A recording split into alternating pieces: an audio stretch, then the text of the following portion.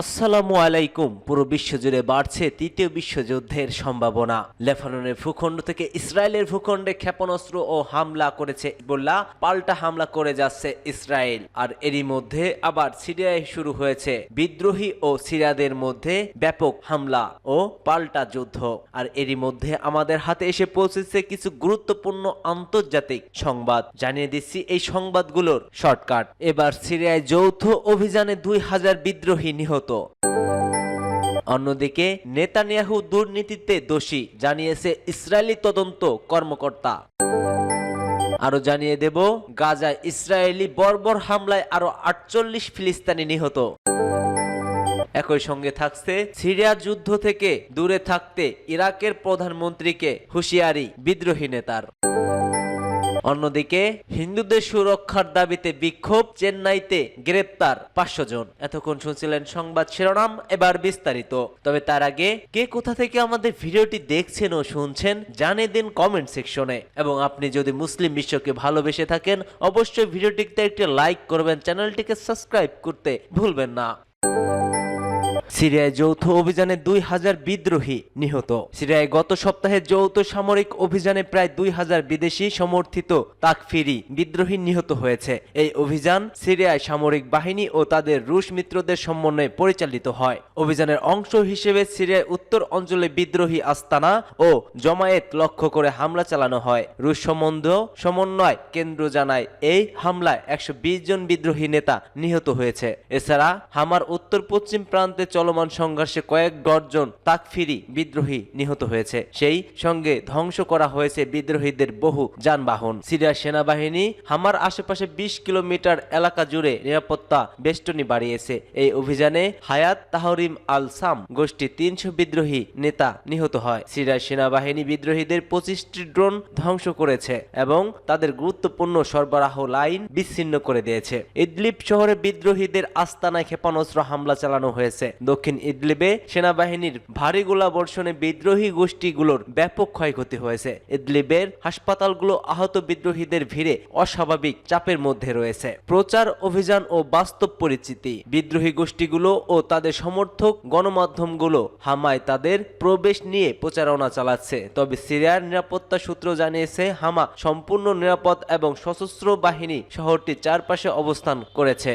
Netanyahu দুর্নীতিতে দোষী, জানিয়েছে ইসরায়েলি তদন্ত কর্মকর্তা।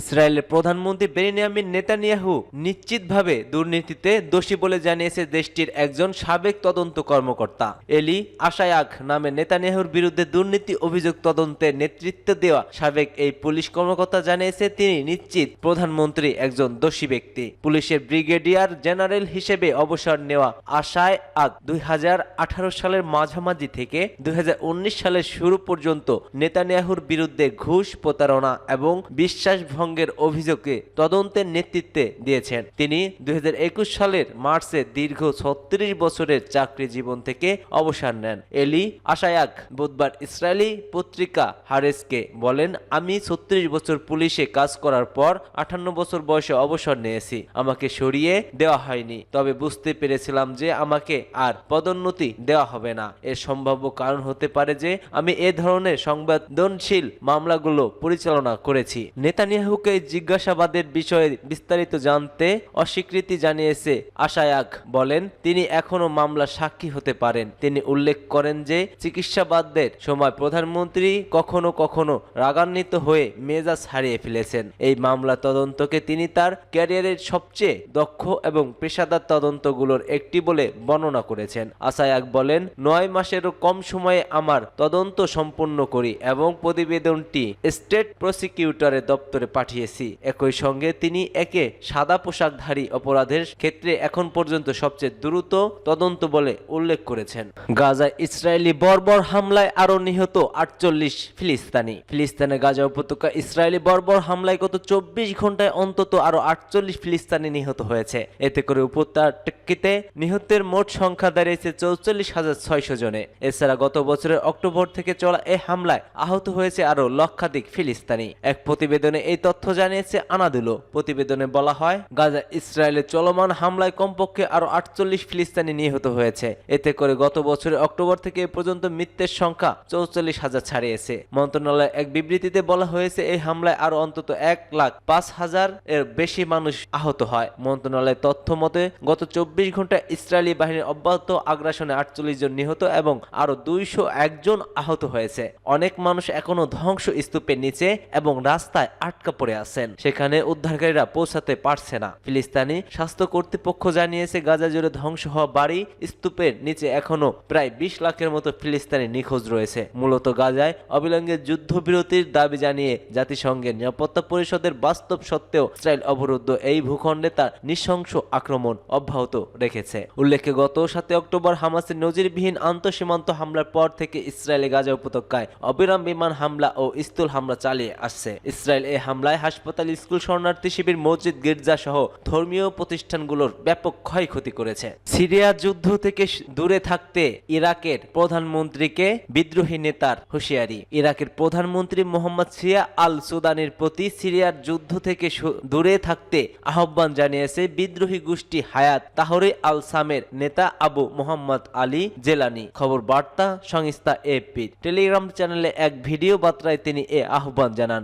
এর আগে সিরিয়াকে সাহায্য করতে ইরাক থেকে সেনা পাঠানোর অনুরোধ জানায় ইরান সমর্থিত সশস্ত্র গোষ্ঠী কাতারের হিজবুল্লাহ। কাতেব ইরান সমর্থিত সাবেক আধা সামরিক বাহিনীগুলোর জোট হাশেদ আল সাবির অংশ।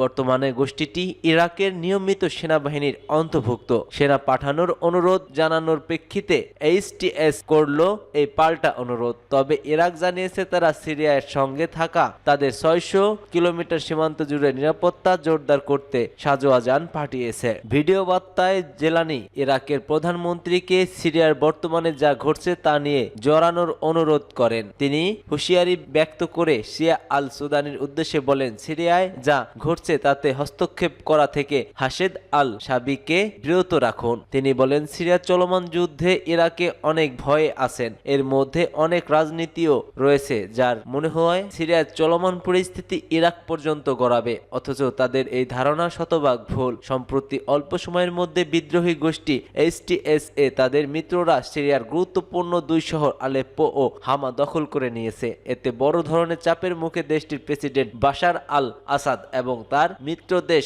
রাশিয়া ও ইরান। লেবাননে হিজবুল্লাহ ও ইসরায়েলের মধ্যে যুদ্ধবিরতি হওয়ার পরপরই এই ঘটনা ঘটেছে। হিন্দুদের সুরক্ষা দাবিতে বিক্ষোভ, চেন্নাইয়ে গ্রেপ্তার 500। ভারতের চেন্নাইয়ে বাংলাদেশি হিন্দুদের সুরক্ষার দাবিতে এবং হিন্দুদের উপর আক্রমণ বন্ধ করার আহ্বান জানিয়ে বিক্ষোভকালে শতাধিক নারী সহ 500 জনের গ্রেপ্তারি পরোয়ানা দিয়েছে পুলিশ।